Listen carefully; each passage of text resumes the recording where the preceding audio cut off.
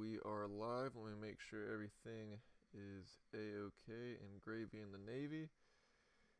Alrighty, I think we are good. I apologize. I am very late. I am 19 minutes late today.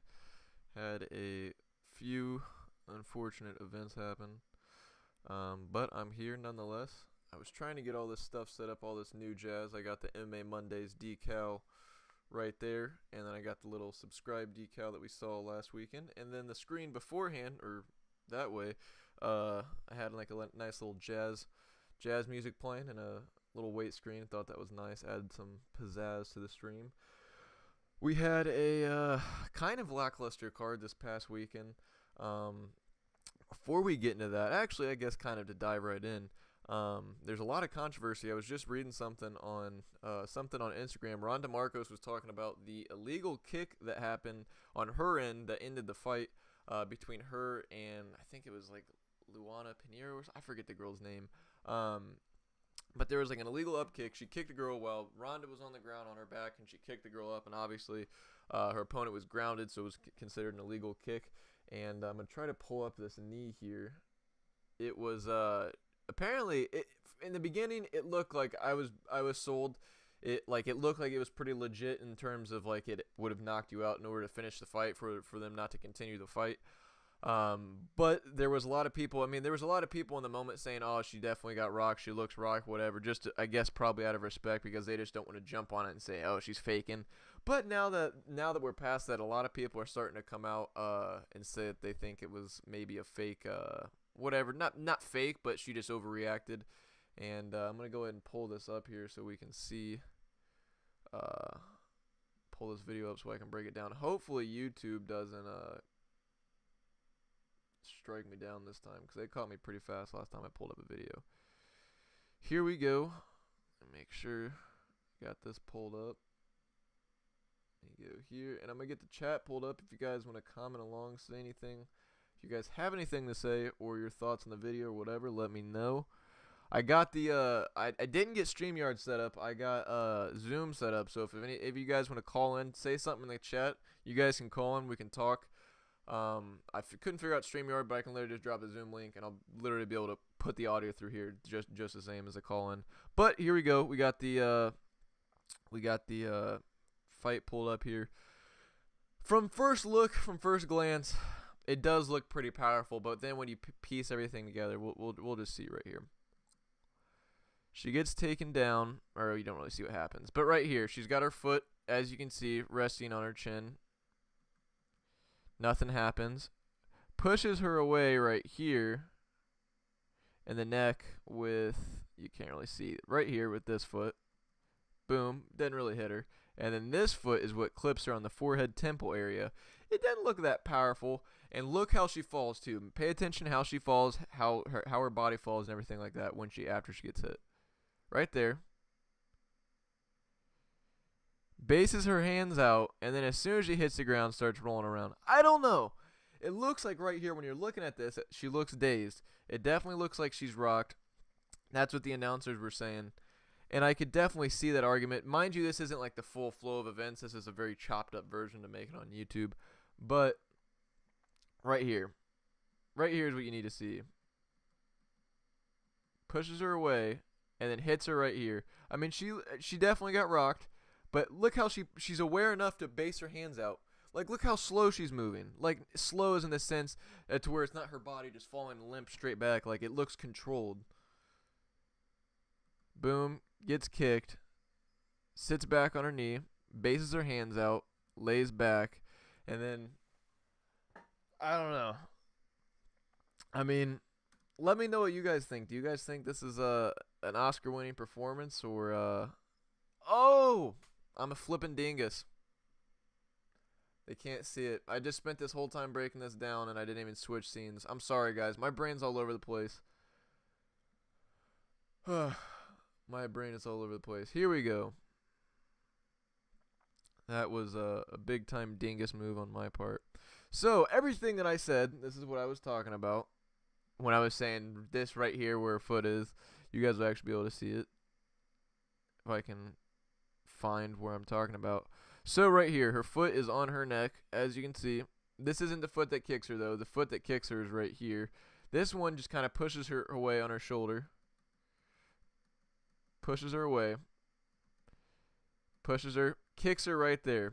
Mind you, this is how she's falling. Bases her hands out. And then rolling around. And there's apparently, the commentators were saying she was, like, asking what happened or if she got knocked out or whatever. So, I mean, you could throw that in the favor of maybe it was a pretty clean kick. I think right here, I've seen way worse shots like this. It didn't even really hit her. It, like, hit her on the cheek. Like, where it impacts. I can't stop it. You guys see, well, right there, you can see where it impacts. It impacts right here, so I guess it could jerk her chin enough to, like, knock her out. But I feel like if it's jerking your chin like that, it should, like, put you out, not base your hands back.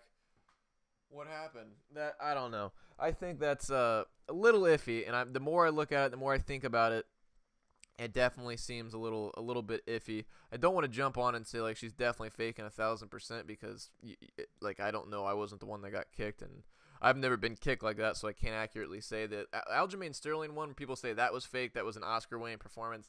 Come on. You take that knee to the head and tell me that you would be able to continue to fight against a world-class champion and probably the biggest fight of your life. I think whatever, if he could have continued or he couldn't continue, I think that was probably the smartest decision in terms of, I don't know, in terms of doing what you need to do in order to take the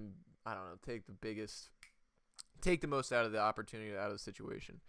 But that kind of dives us right into the fights from this week, and it was kind of a lackluster card, like I mentioned.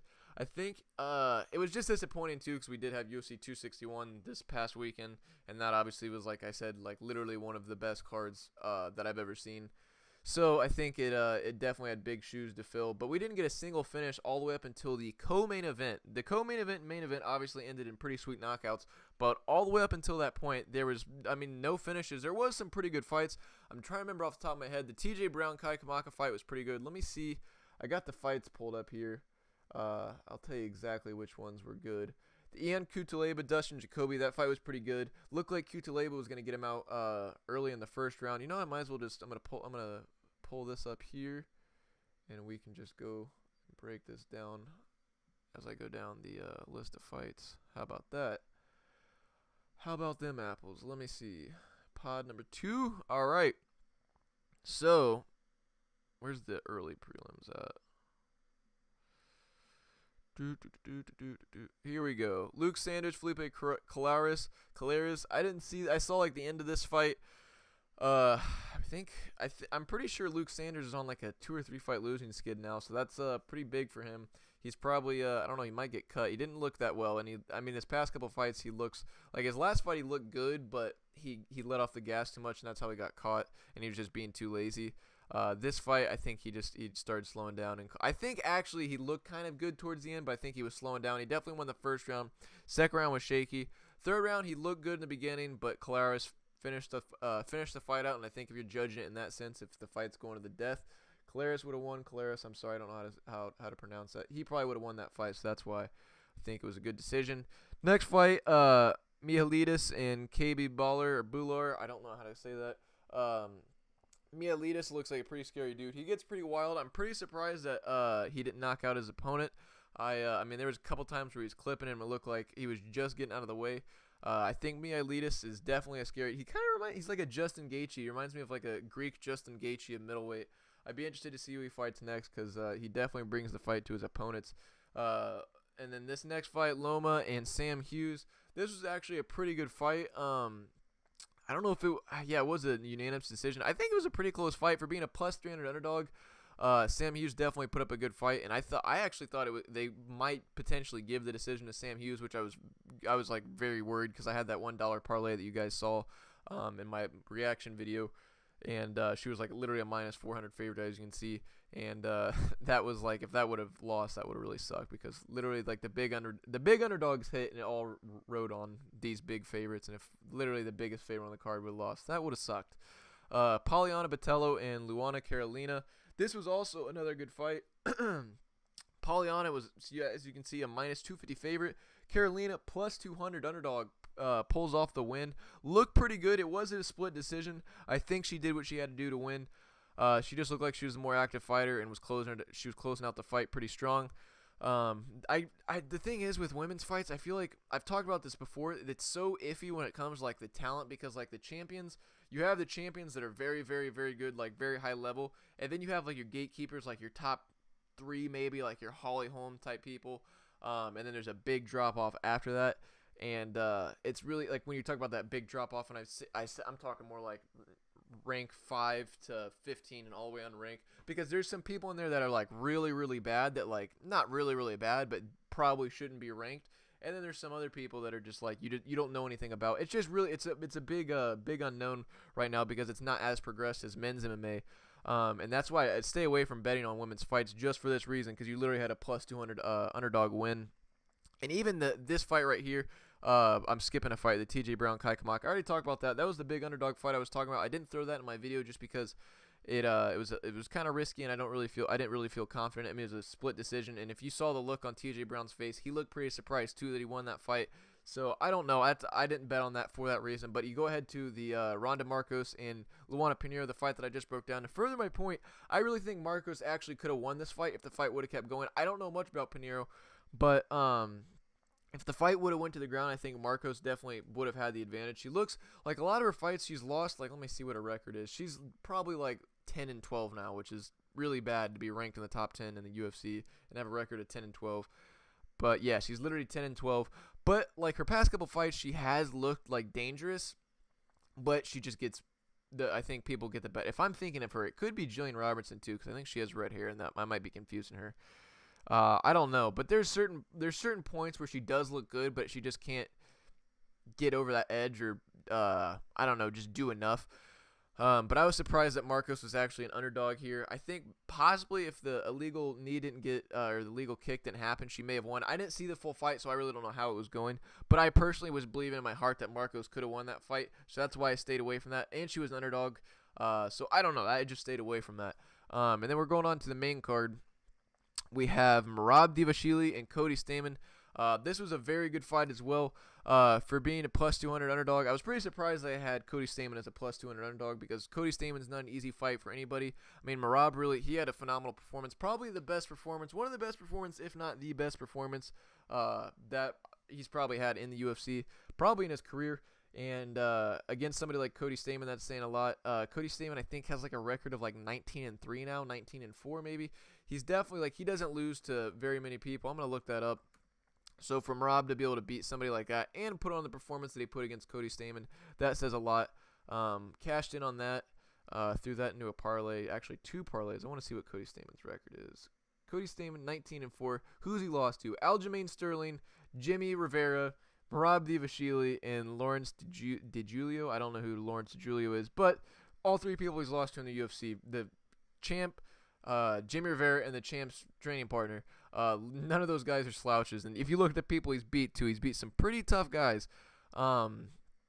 Keeping it moving to the second leg, actually, of one of my parlays, the Merab and the Sean Strickland parlay. Sean Strickland, Krzysztof Jotko. I was very scared at the very beginning of this fight. Going into the first round, first couple minutes, Krzysztof looked pretty solid. He was putting it on.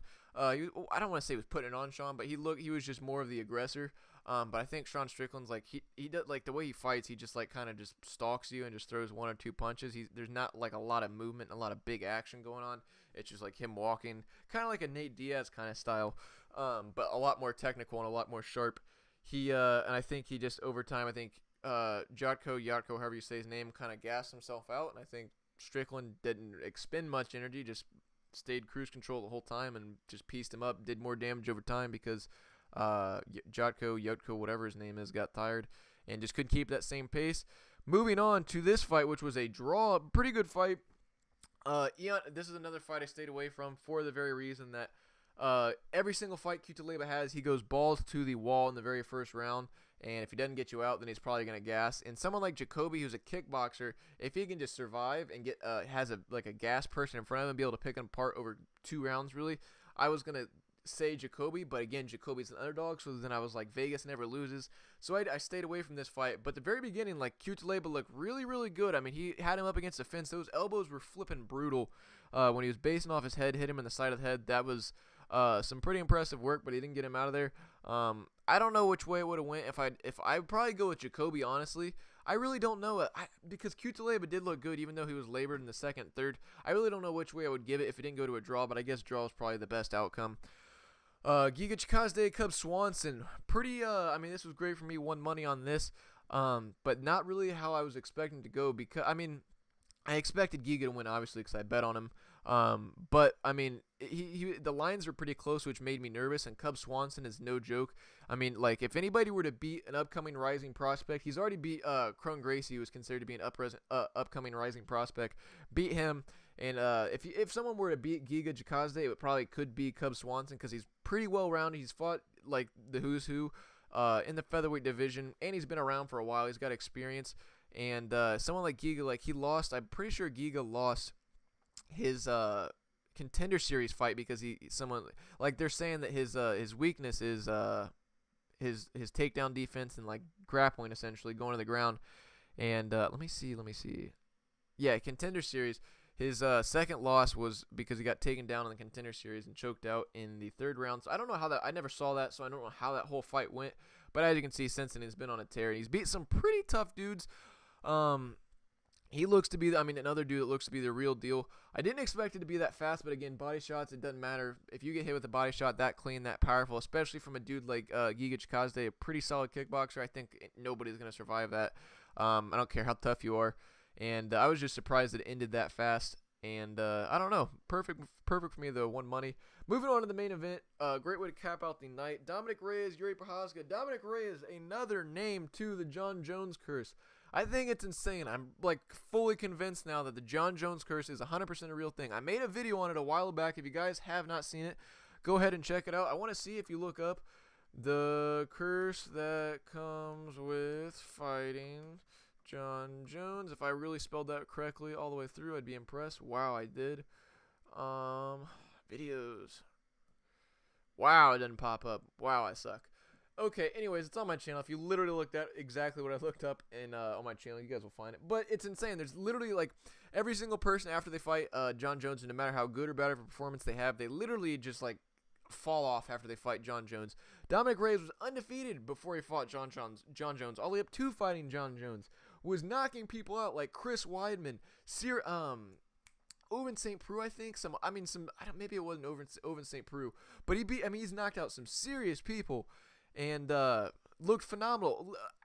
I mean, you really could make an argument that he beat John Jones in the John Jones fight, and I wouldn't argue that argument. And then goes to losing 2 fights back-to-back to knock out. He's on a 3-fight losing skid right now. And Yuri Prochazka, on the other hand, 2 fights into the UFC, and is literally going to fight for the title next.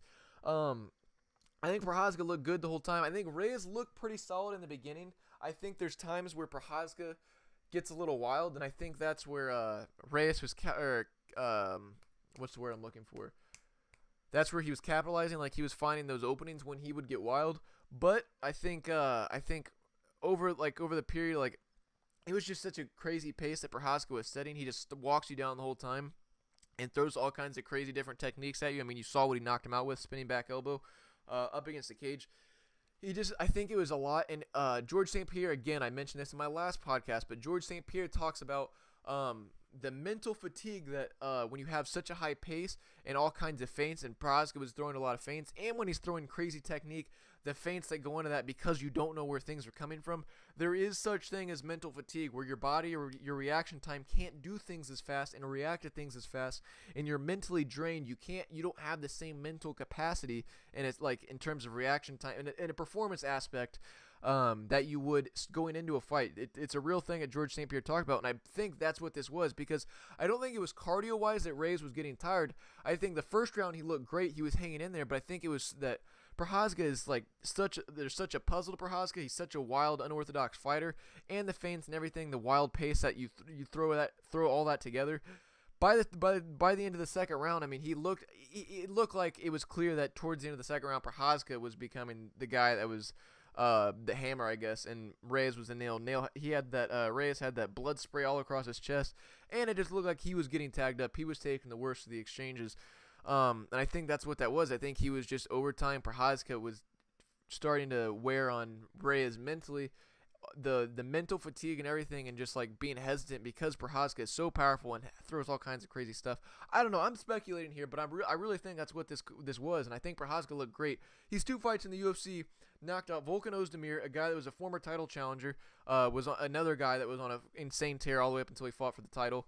Dominic Reyes, again, coming off 2 back-to-back title shots, almost beat John Jones, knocks him out in the second round. Both these, I mean, and he's fighting for the title next. I think this is like, John Jones definitely had the best rise in light heavyweight division. I don't care how you cut it, if you're John Jones fans or not. He's the youngest champion in the UFC, and you look at the caliber of people he beat in a row all the way up, like, through his reign.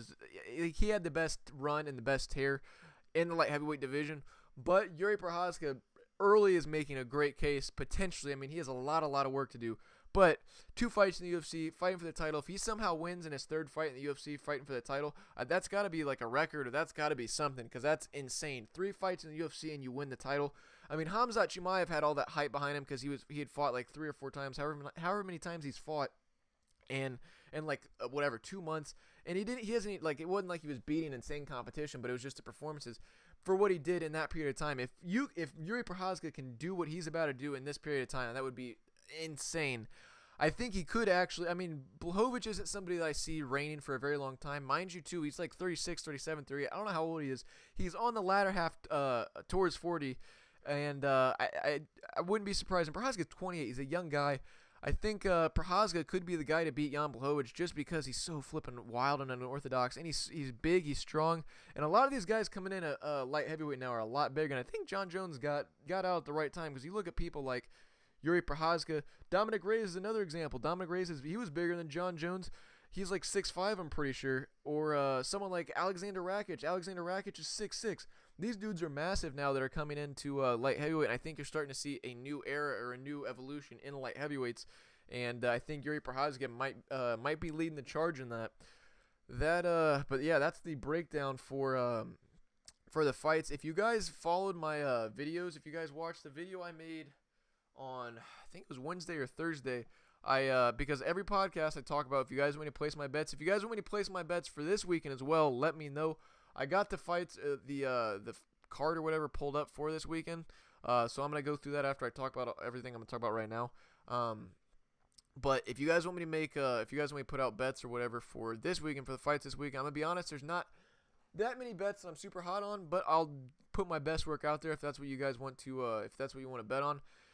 But I had sorry, I like choked on air right there. I had a perfect slate this past weekend. I went 10 for 10 on all my bets, and I didn't place 10 individual bets. I had the 6-leg parlay. It was like literally like plus 1,000 some odds. Or it was really close. I don't know. You can look back at my video and see what it was.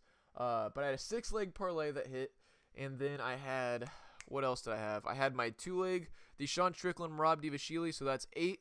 And then Yuri Prochazka by knockout, that's 9. And then the Giga Chikadze fight not to go the distance, that's 10. The 2-leg parlay, and then the last 3 bets that I just mentioned, those are the ones in the video. Every single bet hit.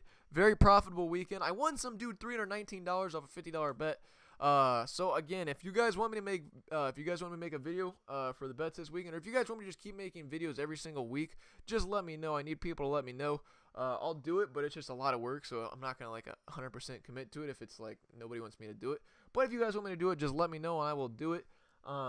Because again, like I'm usually pretty money. I'm not saying, like, I'm not gonna tell you guys like I'm 100% surefire guy to ride with. I don't have data analytics like some of these other people you see online. I'm not looking at spreadsheets or whatever. I watch every single card. You can look back at my channel. I watch literally almost every single card, the fight nights, whatever you name it, over the past year. And I've just seen a lot of these guys fight a lot of different people, and I can gauge how good people are. And I've just been watching this sport for a very long time, so you start to get understanding of skills, and I don't know. You start to understand the sport a lot more. And I think I can I apply that to betting, and it usually works out pretty well.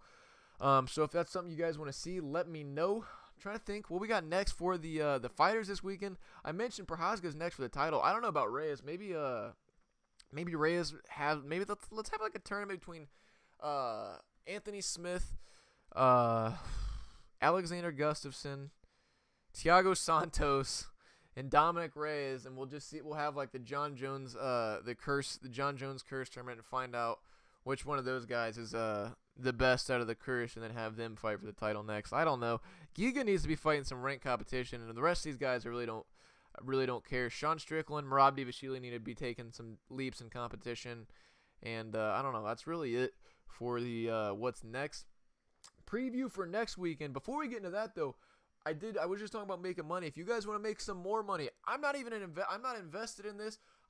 There's no leg in this for me. There's no skin in the game for me. But if you guys really want to make some money, another way to potentially make some money, the UFC had its IPO this past week. I don't know what day it was. I want to say like Wednesday, Thursday, or Friday. It was towards the end of the week. It's under Endeavor. I don't know. I'm pretty sure it's like Endeavor Group or something. But it's the UFC as a stock essentially.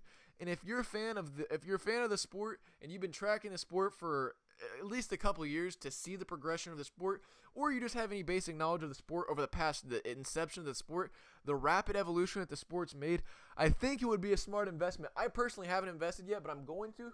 I'm probably going to do it this week here soon, but I don't know, I might buy a couple shares. But seriously, if you guys want to make some extra money, I would honestly recommend buying some stock in the UFC or the Endeavor Group, whatever the ticker is, whatever the name is on stock market or whatever you guys trade at.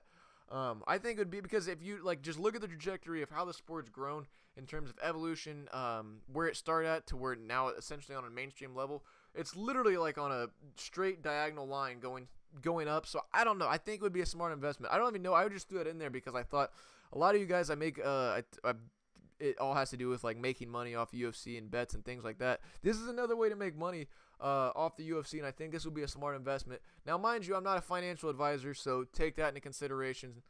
I'm literally just as bro science mixed in with a little bit of, I guess, knowledge I have about the sport. I don't know. But let's keep it rolling on to next weekend. It was supposed to be the Corey Sandhagen versus TJ Dillashaw fight, but that fight got pulled because TJ Dillashaw got a nasty cut and leaked out too much EPO. So they're rescheduling that fight. I think it's going to be Michelle Waterson and Marina Rodriguez main event. They haven't obviously updated on the website, but I'm almost certain that's where I'm seeing everywhere is that's going to be the fill-in. I'm sorry, excuse me. I don't know why it doesn't have the full card up in here though. I can pull it up here on I'll pull it up here on my betting app, because the betting app guaranteed always has the full card, time breakdown, when the fights are going to happen, everything. Because I want to give you a full breakdown. There are some very good fights, but the lines are just so flipping close that I'm just not confident to give you bets, because especially coming off a perfect slate, 10 for 10, I want to try to keep the momentum going, and I don't want to be giving out just some bogus bets. Alrighty, let me see. There is some very, very, very, very good fights on this card for a flipping fight night. I don't know if this is the exact order, but this is the way it has it on the betting app. It has Amanda Ribas and Angela Hill as their very first fight. That is a phenomenal fight to start the night off. Amanda Ribas is minus 177. I think that's honestly a pretty good value. I'm not saying bet her. I'm not saying this is a bet I would take. But if you're wanting to bet on that, I honestly would lean towards that, but I'm not going to throw that in my video this weekend. But that's a pretty good value for Amanda Ribas. Minus 177. Angela Hill, she's a tough fighter. She's very experienced, but she's another person that's like, she's been fighting a lot. She has a lot of experience, but she's also a lot of ups and downs. I want to say she's again like 10-12 or 10-12. I'm sorry, that's Randa Markos. Like maybe 12-10, something like that. Let me see what her record is. It's just I don't know. They're very off and on fighters, and you can't get an accurate read on how fighters like this. Yeah, 13-9. I'm sorry. It's just you can't really. It's hard to make predictions for bets when people have records like this, because they win and lose to certain people, and it's hard to piece it together. MMA math you can't do. Next fight though, Diego Ferreira and Gregor Gillespie. This is another good fight. It's a very tough fight to call, but I think Gregor Gillespie is probably going to win. Minus 190 for Gregor Gillespie is pretty solid, and it's moved since I last looked. I looked on Saturday, like after the fights happened, and he was minus like 152. So he's minus 190 now. So I think if you're going to bet the fights and you're wanting to bet Gregor Gillespie, you'll have to wait and see if I actually throw him in my video this week, because I actually do some research. I don't literally just throw things out there. I'm going to do some research and tell you guys. But I would honestly, that would be a bet to keep your eye on, especially the line's moving. So maybe try to get him at a good value. I think Gregor Gillespie is going to win. He was undefeated all the way up until he got knocked out by Kevin Lee, and I think that knockout from Kevin Lee is going to light a fire under him, and I think he's going to want to put on a pretty solid performance. And I don't think Gregor Gillespie's got really good grappling, and I think the problem with the Kevin Lee fight was he got outclassed in striking. And outclassed, I mean not like he just got pieced up. I think he just got outsmarted. He got set up. And I don't think Diego Ferreira is somebody that's going to set you up like that in the same sense that in the same way that Kevin Lee would. So I would lean towards Gregor Gillespie. Jeff Neal, Neil Magny, Battle of the Neals. I think this is a very good fight. I'm riding with Jeff Neal, minus 190. See, you can see how close these fights are, so that's why I'm not so confident on all these. But they're very good fights. Phil Hawes, Kyle Dawkins. Phil Hawes is a plus 115 underdog. I really like Phil Hawes a lot. Kyle Dawkins is tough. He's the younger brother of Chris Dawkins, who's a heavyweight. Both very tough guys. I really like Phil Hawes. There's just something about him that kind of gives me that rub that he could be something special. Like there's just something special that I get about him. And for him to be plus 115 dog, I'd take him for that. Like I actually might be 100% honest. I'm probably gonna throw that in my video. Phil Hawes plus 115. That's a very good value. Like I wouldn't. If anything, this should be a pick'em fight. Plus 115 for Phil Hawes is a pretty solid value. I'd keep an eye on that in case the lines move. Might have to hammer that soon. Michael Trizano, Ludovic Klein. I don't know much about either of these guys. Trizano sounds Italian, so I'm going to ride with Trizano. As you can see, I got the Italian flag over that way. Somebody's calling me right now, but I'm not going to answer. I don't know who you are. You can see him popping up. Next fight, Felipe Lins, Ben Rothwell. This is a pick-em fight, literally. I really don't know because heavyweight fights is another thing. It's like a toss-up because there's a big drop-off after you talk about like the top caliber guys. I might just ride with Ben Rothwell just because he's a character and he's an experienced guy. I think he might just have the experience to be able to get it done. So I'm gonna ride with him. Next fight, Markos Rogério de Lima and Maurice Green. I like Maurice Green a lot. He just seems like a really cool guy. And like after that one time, after when he knocked out, I forget who it was. Now I gotta look now. He just seems like a really cool guy and has like a really cool story. I like Maurice Green. I hope he wins. I want to see who it was now. It's going to bother me.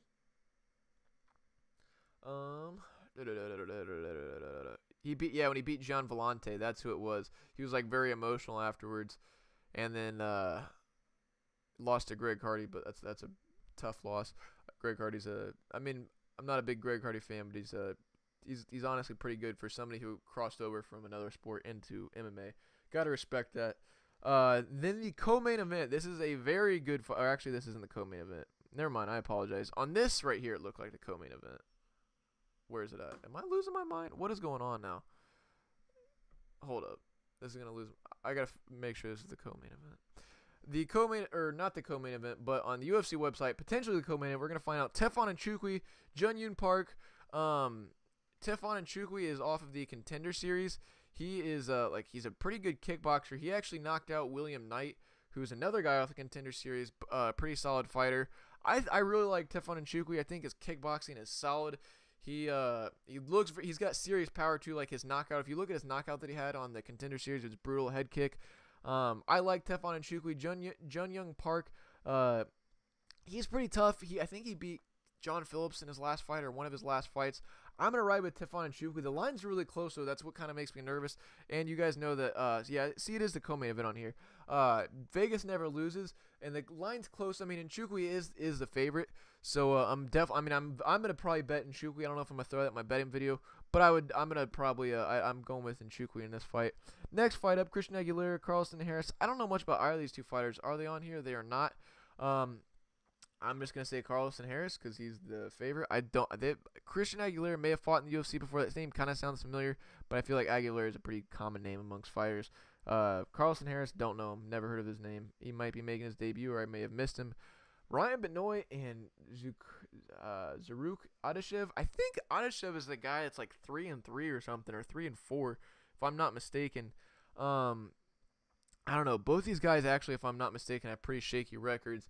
I don't know. I think since Benoit is maybe the favorite, I might ride with him. But then again, the fact that Adashev is 3-3, I'm almost 1,000% certain he's 3-3 because I remember seeing it. I'm like, wow, you're a UFC fighter with a 3-3 record.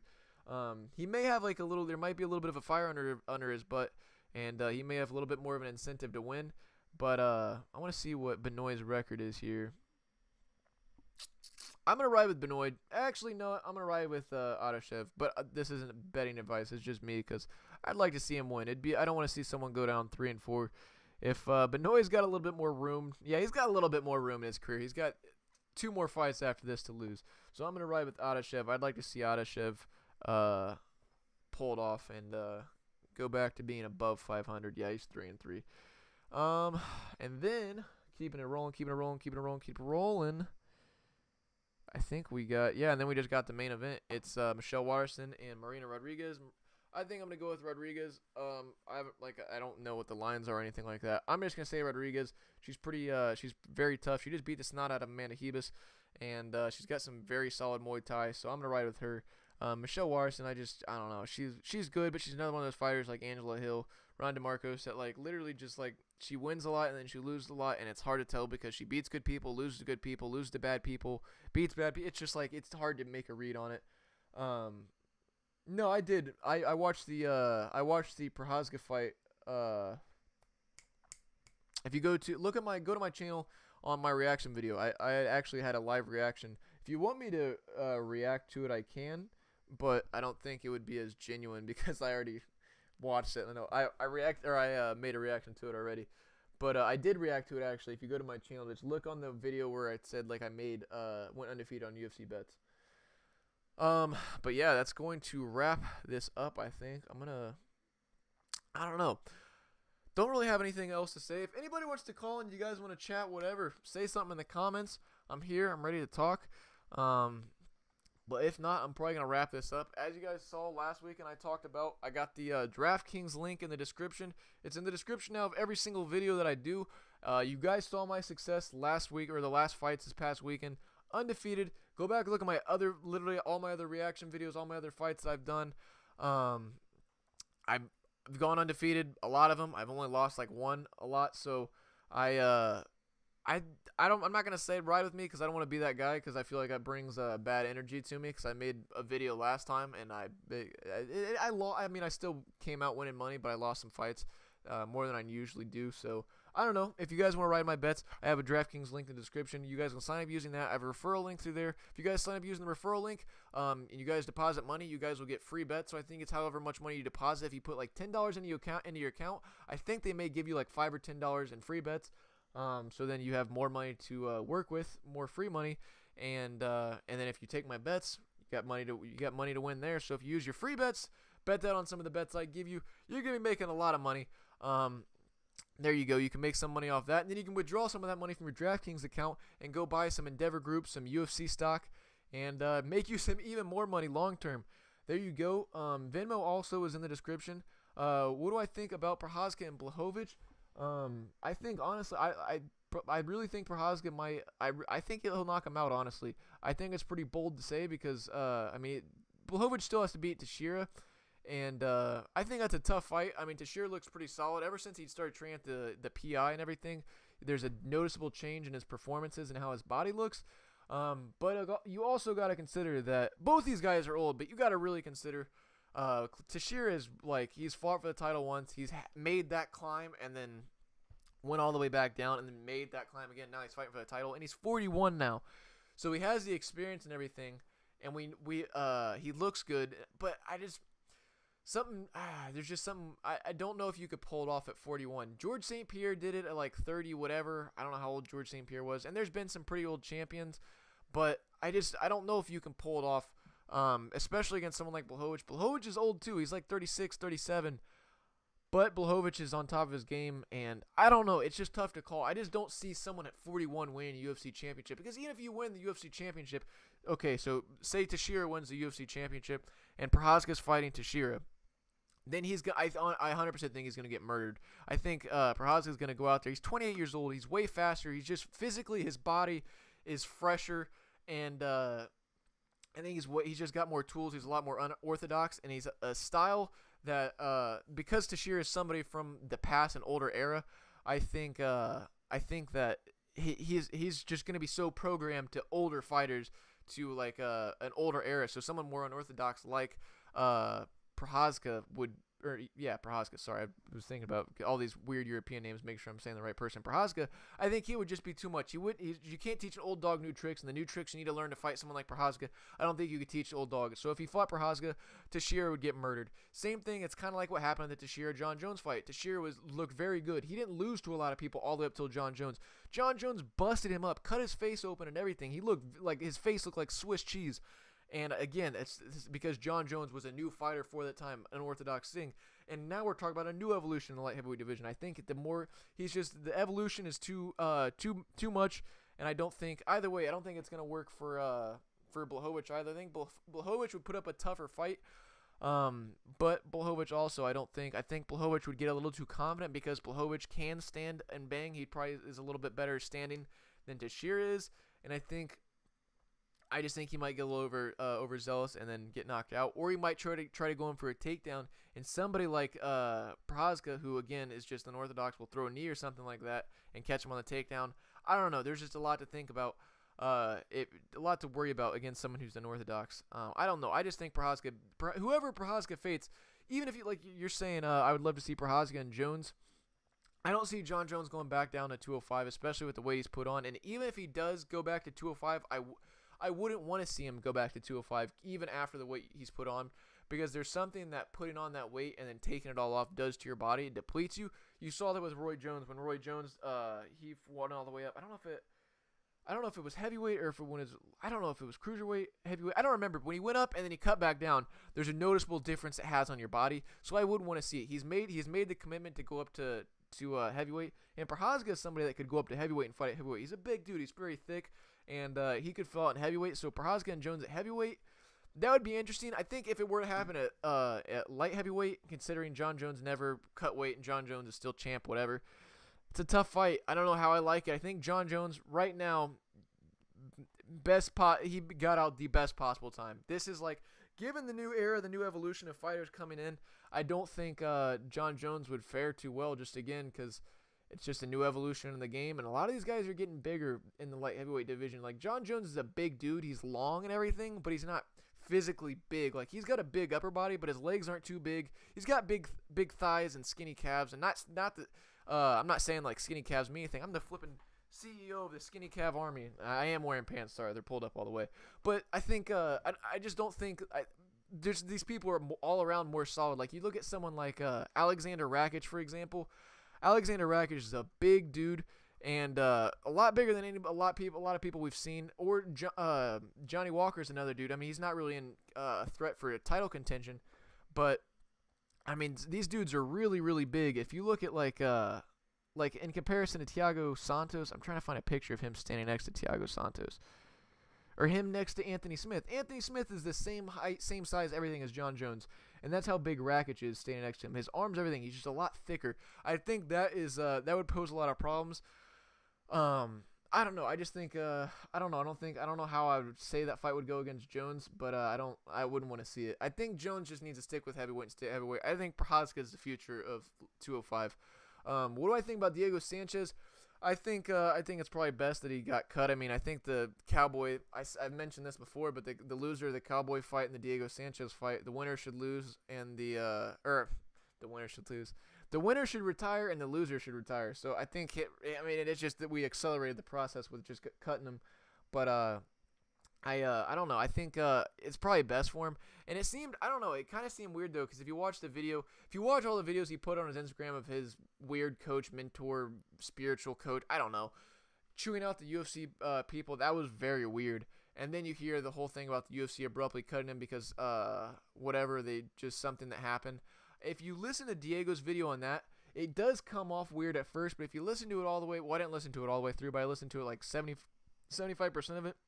It kind of does seem a little bit like I get where he's coming from in that sense, where he says that he was saying that because the UFC was like pretty much asking him to consent to say that he's never sustained long-term damage that's going to impact his life after fighting. And they were just getting him to say that, so I guess he couldn't sue them or get money out of them after they cut him and after they severed ties as an organization and a whatever individual contract or whatever. So he couldn't come back and get more money. So pretty much they were just trying to clear their table and clear their plate so he couldn't come back at him. And he said, no, I wasn't going to do that. I'm not going to submit to say this or whatever. And he's like, can you give me my medical information so I can have this information long term so I can piece it together if something does happen. And Diego Sanchez is somebody that definitely would have CTE. So I think I actually kind of see where he's coming from. I think the whole Diego Sanchez thing is crazy. Like, his new coach, everything he's got going on is wild. But I think I actually kind of feel for him in the thing with the UFC, because it kind of seems like they were trying to stiff him or screw him there. But let me see. How would you like Prochazka go to heavyweight, but his you can't have it. His hands down. That's part of the problem with Reyes too. That's when Reyes was tagging him. His hands, he does need to bring his hands up, and I think that's part of what makes it weird though, is because you don't know where his punches are coming from, because you got to look down. Normally, when someone's here, you can just watch when their hands are anywhere, like in this area. You just watch their midsection, their torso, and usually you can see. You're not looking at their face, and you're not looking at anything specific. You're just kind of focusing on the big main part of their body. But when their hands are down here, I think it makes it a little bit harder. So I think give and take what his hands down. But somebody like Ngannou, you're correct. You're 1,000% correct. Ngannou would murder him, and Ngannou's a lot bigger than Prochazka. He cuts down to make weight for heavyweight, versus Prochazka is a 205er. So Prochazka would definitely have to fill out. You were 1,000% correct there. If you want to see a good fight, Prochazka was like 22 or watch him and Sulk. Okay, I'll definitely go back. I've been wanting to see some of Prochazka's fights, because it seems like he's been like somebody that's just been a gym. He's on a 10-fight flipping knockout streak, not even including his win streak. He's on a 10-fight knockout streak, and his win streak goes longer than that. That is so insane. This dude, like, seriously, I can't believe that no bigger organizations haven't picked him up. I think he was in Risen for a little bit, but I'm talking like one championship, PFL, Bellator, or something like that. Nobody big has picked him up, which is pretty crazy. I'll definitely check that out. It's one of the best fights you've ever seen. I will definitely, if it's good enough too, I might react to it on my channel. It was totally worth it. I will definitely check that out, my friend. I'm trying to think what else. I don't know. Jake Paul was calling out Kamaru Usman, saying that he thinks Kamaru Usman's scared. If he thinks Kamaru Usman's scared, then I'm convinced Jake Paul has CTE. I mean, I didn't believe him at first when he said he had CT. He was trying to make the argument he has CT. He's been boxing for 2 years, and he's saying, I have CT, I have lifelong damage, and all this stuff. He came out and said that, which is absurd, but it just seems like a big ploy to, I don't know, get attention. But he said that he thinks Kamaru Usman's scared, and he thinks he genuinely believes that he would beat Kamaru Usman in a fight. And Kamaru Usman said he would fight him, and then he said, nah, I got bigger things to worry about than fighting a Disney kid, which I 1,000% agree. I mean, I think Kamaru Usman is a couple fights away from probably fighting Jake Paul, just because he's simply cleaning out the welterweight division. But the fact that Jake Paul thinks he could beat everything he thinks about the Kamaru Usman matchup might lead me to believe he has CTE.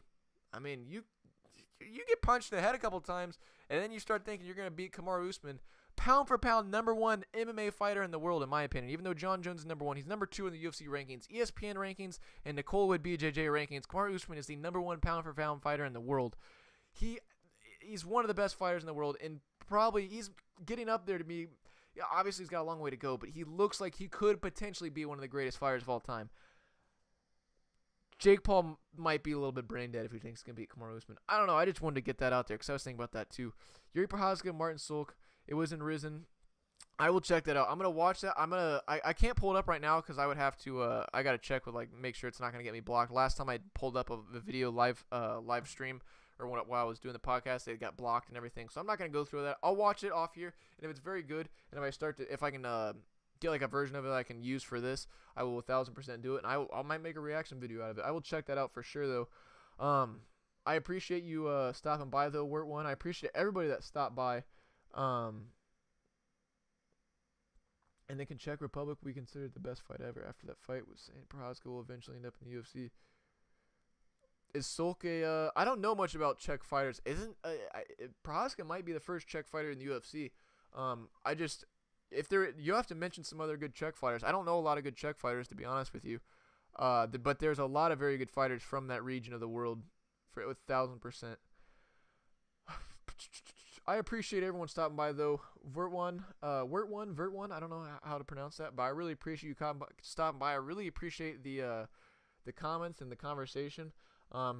Like, comment, subscribe. If you guys have not subscribed already, I really appreciate it. It really helps me grow my channel. I literally do stuff like this every single week, multiple videos a week, and I'm really trying to make a living and career out of this, and really do something with this. So if you guys enjoy the content I make, or you guys want to invest in me, subscribing is the free way to do it. I would greatly appreciate it. If not, you guys want to give me some money or whatever, all money would literally just be reinvested into making my content better equipment, everything like that. There's a Venmo link in the description, or if you sign up using the referral code, I think I get free bets too, so then you give me a gamble to potentially make more money. I don't know, but I really appreciate you guys' support. I really appreciate you guys stopping in. Dvorak, oh yeah, is that David Dvorak? Now I gotta look that up. You're correct, I forgot about him. He is pretty solid. Yeah, David Dvorak, you're correct. I forgot about him. I like you, Wirt One. You seem pretty knowledgeable about MMA. Oh, and he's got a pretty solid record. Jordan Espinosa, he's beat some tough dudes. No, I like you, Wirt One. You seem like you're pretty knowledgeable about MMA. There's not very many people you can have a conversation with about MMA that are very knowledgeable and actually know things outside of Conor McGregor, Francis Ngannou, Nate Diaz, and all that main jazz. So I really enjoy conversation like this. But I got to wrap this up now. I got things to do. I got to get on with my day. I really appreciate you guys stopping by, though. I really appreciate all the love, support. Let me see how long we were going. Almost an hour. It's the longest podcast ever. Like, comment, subscribe. I'll see you guys next week, episode 6. Thank you.